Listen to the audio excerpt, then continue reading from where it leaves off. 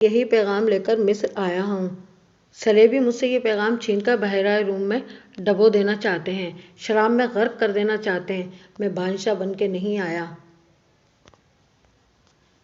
لڑکیاں کسی کے اشارے پر پھولوں کی پتیاں سمیٹ کر وہاں سے ہٹ گئی تھیں۔ صلاح الدین ایوبی تیزی سے دروازے کے اندر چلا گیا۔ ایک وسیع کمرہ تھا۔ اس میں ایک لمبی میز رکھی تھی جس پر رنگا رنگ پھول بکھرے ہوئے تھے اور ان کے درمیان روسٹ کیے ہوئے بکروں کے بڑے بڑے ٹکڑے، سالم مرغ اور نہ جانے کیسے کیسے کھانے سجے ہوئے تھے۔ صلاح الدین ایوبی رک گیا اور اپنے نائب سے پوچھا، کیا مصر کا ہر ایک باشندہ اسی قسم کا کھانا کھاتا ہے؟ نہیں حضور، نائب نے جواب دیا، غریب لوگ تو اسے کھانے کے خواب بھی نہیں دیکھ سکتے۔ تم سب کس قوم کے فرد ہو؟ صلاح الدین ایوبی نے پوچھا۔ کیا ان لوگوں کی قوم الگ ہے جو ایسے کھانوں کے خواب بھی نہیں دیکھ سکتے؟ کسی طرف سے کوئی جواب نہ پا کر اس نے مزید کہا، جس جگہ اس قدر ملازم ہوں اور یہاں جتنے سپاہی ڈیوٹی پر ہیں ان سب کو اندر بلاؤ، یہ کھانا انہیں کھلا دو۔ اس نے لپک کر ایک روٹی اٹھائی، اس پر 2-3 بوٹیاں رکھیں اور کھڑے کھڑے کھانے لگا۔ نہایت تیزی سے پوری روٹی کھا کر پانی پیا اور باڈی گارڈ کے کمانڈر ناجی کو ساتھ لے کر اس کمرے میں چلا گیا جو وائس رائے کا دفتر تھا۔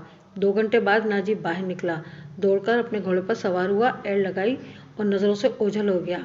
رات ناجی کے خاص کمرے میں اس کے 2 کمانڈر جو اس کے معتمد اور ہمزاد تھے اس کے پاس بیٹھے شراب پی رہے تھے۔ ناجی نے کہا، جوانی کا جوش ہے، تھوڑے دنوں میں ٹھنڈا کر دوں گا۔ کمبخت جو بھی بات کرتا ہے کہتا ہے رب کعبہ کی قسم صلیبیوں کی سلطنت اسلامیہ سے باہر نکال کر دم لوں گا۔ صلاح الدین ایوبی، ایک کمانڈر نے تنزیہ کہا، اتنا بھی نہیں جانتا کہ سلطنت اسلامیہ کا دم نکل چکا ہے، اب سوڈانی حکومت کریں گے۔ کیا آپ نے اسے بتایا نہیں کہ 50,000 کا لشکر سوڈانی ہے؟ دوسرے کمانڈر نے ناجی سے کہا، اور یہ لشکر ہے جسے وہ اپنی فوج سمجھتا ہے، صلیبیوں کے خلاف نہیں لڑے گا؟ تمہارا دماغ ٹھکانے ہے دروش؟ ناجی نے کہا، میں اسے یہ یقین دلا کر آیا ہوں کہ یہ 50,000 سوڈانی شیر اس کے اشارے پر صلیبیوں کے پرخ سے اڑا دیں گے۔ لیکن ناجی چپ ہو کر سوچ میں پڑ گیا۔ لیکن کیا؟ اس نے مجھے حکم دیا ہے کہ مصر کے باشندوں کی ایک فوج تیار کرو۔ ناجی نے کہا، اس نے کہا ہے کہ ایک ہی ملک کی فوج مناسب نہیں ہوتی، وہ مصر کے لوگوں کو بھرتی کر کے ہماری فوج میں شامل کرنا چاہتا ہے۔ تو آپ نے کیا جواب دیا؟ میں نے کہا کہ آپ کے حکم کی تعمیل ہوگی، ناجی نے جواب دیا، مگر میں ایسے حکم کی تعمیل نہیں کروں گا۔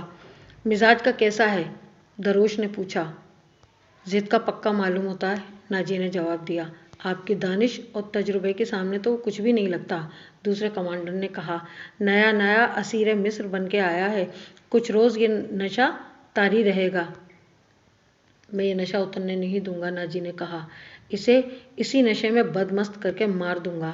بہت دیر تک یہ تینوں صلاح الدین ایوبی کے خلاف باتیں کرتے رہے اور اس مسئلے پر غور کرتے رہے کہ اگر صلاح الدین ایوبی نے ناجی کی بے تاج بادشاہی کے لیے خطرہ پیدا کر دیا تو وہ کیا کارروائی کریں گے۔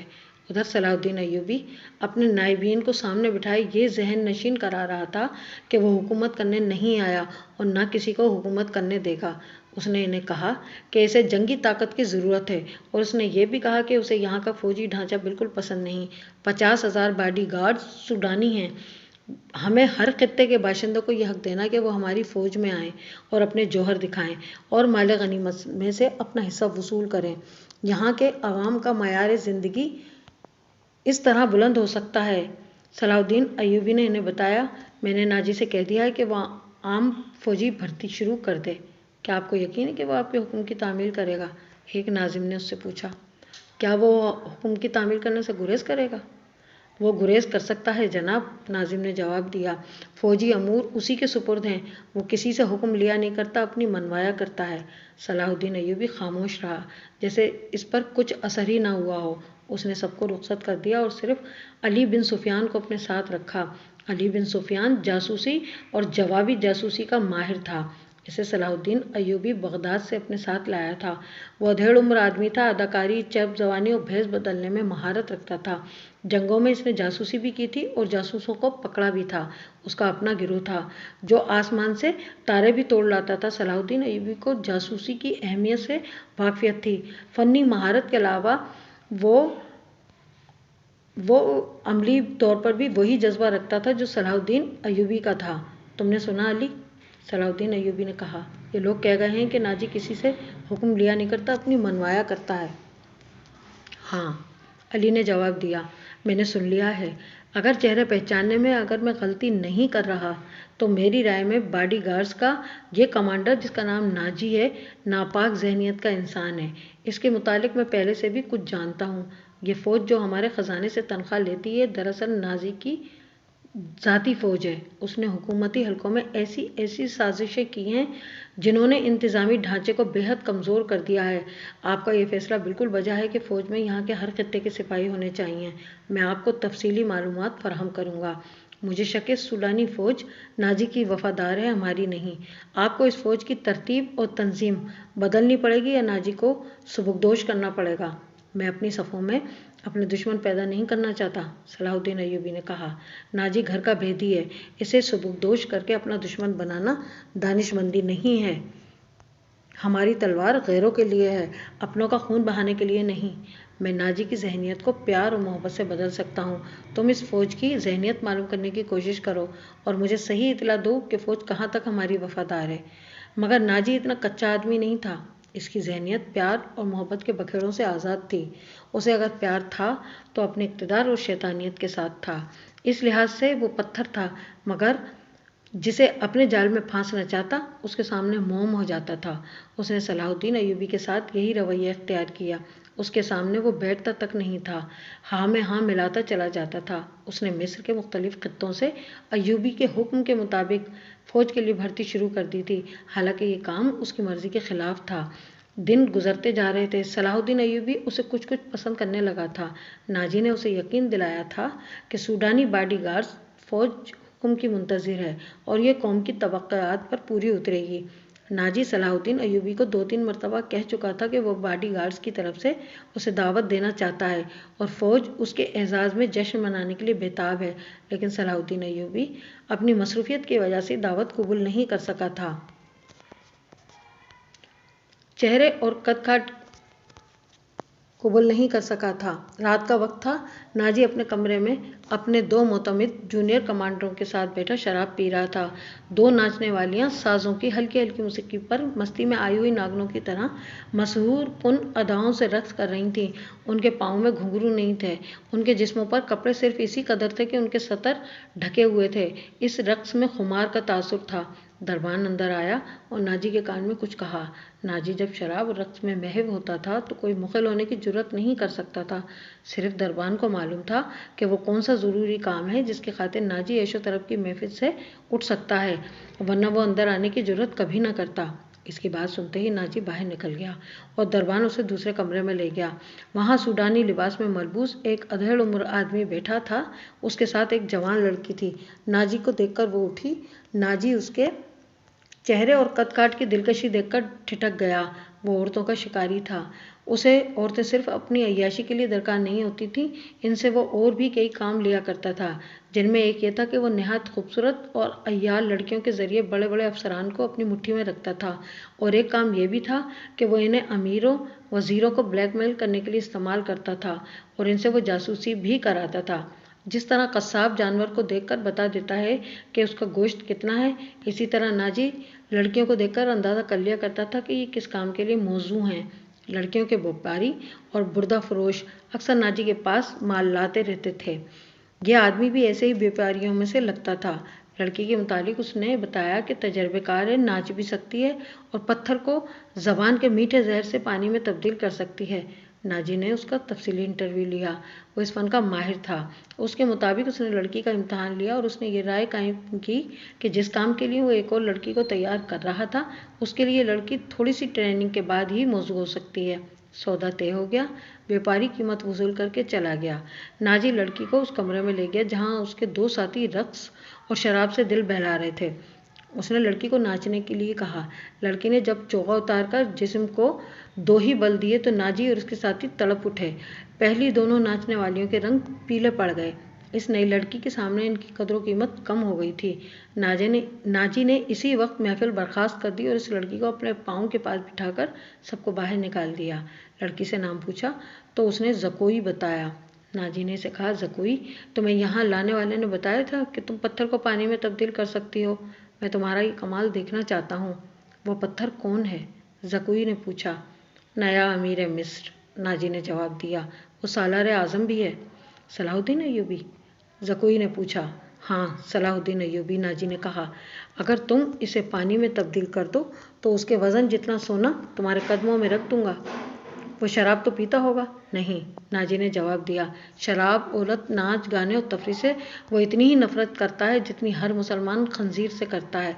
मैंने सुना था कि आपके पास लड़कियों का ऐसा तिलिस्म है जो नील की रवानी को रोक लेता है। ज़कोई ने कहा।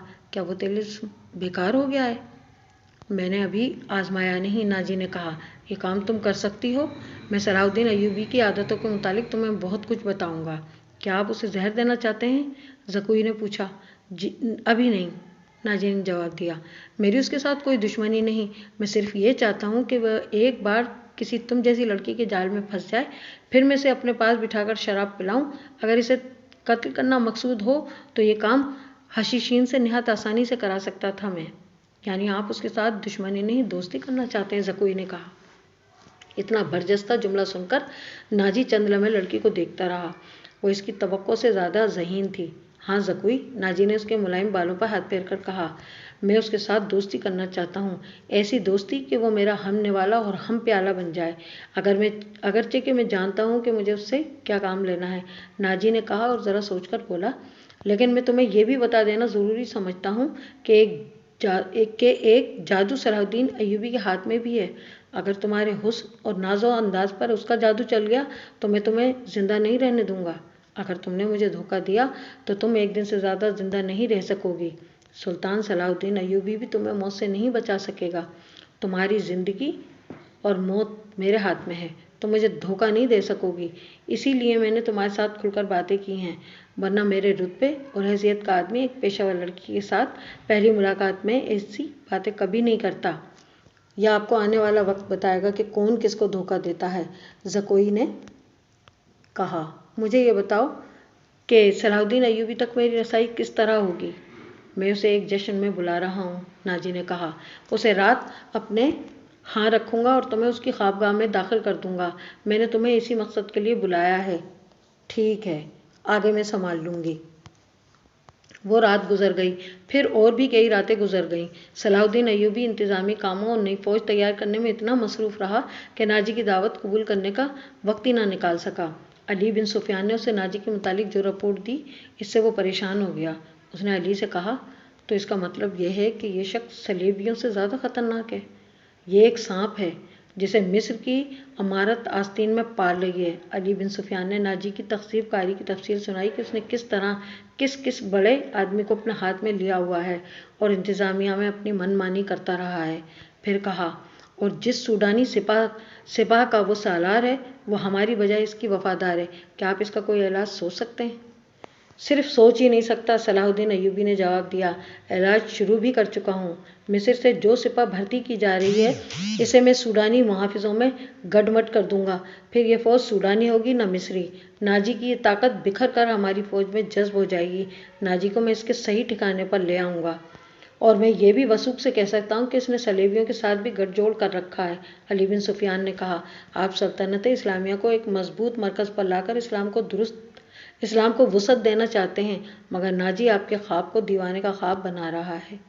तुम इस सिलसिले में क्या कर रहे हो, ये मुझ पर छोड़ें। अली बिन सुफियान ने जवाब दिया, मैं जो कुछ करूँगा वो आपको साथ साथ बताता भी रहूँगा, आप मुतमईन रहें। मैंने उसके गिर्द जासूसों की ऐसी दीवार बुंदी है जिसकी आंखें भी हैं, कान भी है, और ये दीवार मुतहर्रिक है। यूँ समझ लें कि मैंने उसे अपने जासूसी के किले में कैद कर लिया है। सलाहुद्दीन अय्यूबी को अली बिन सुफियान पर इस कदर एतमाद था कि इससे इसकी दरपर्दा कार्रवाइयों की तफसील ना पूछी। अली ने से पूछा, मालूम हुआ है कि वो आपको जश्न पर मदऊ कर रहा है। अगर ये बात सही है तो इसकी दावत इस वक्त कबूल कीजिएगा जब मैं आपको बताऊं। अय्यूबी उठा और हाथ पीठ के पीछे रखकर टहलने लगा। उसकी आह निकल गई। वो रुक गया और बोला, बिन सुफियान, जिंदगी और मौत अल्लाह के हाथ में है। बेशक बेमकसद ज़िंदगी से क्या ये बेहतर नहीं कि इंसान पैदा होते ही मर जाए। कभी कभी ये सोच दिमाग में आ जाती है कि वो लोग शायद खुश नसीब हैं जिनकी कौमी हिस्स मुर्दा हो जाती है और जिनका कोई किरदार नहीं होता। بڑے مزے سے جیتے اور اپنی آئی پر مر جاتے ہیں، وہ بد نصیب ہیں۔ امیر محترم علی نے کہا۔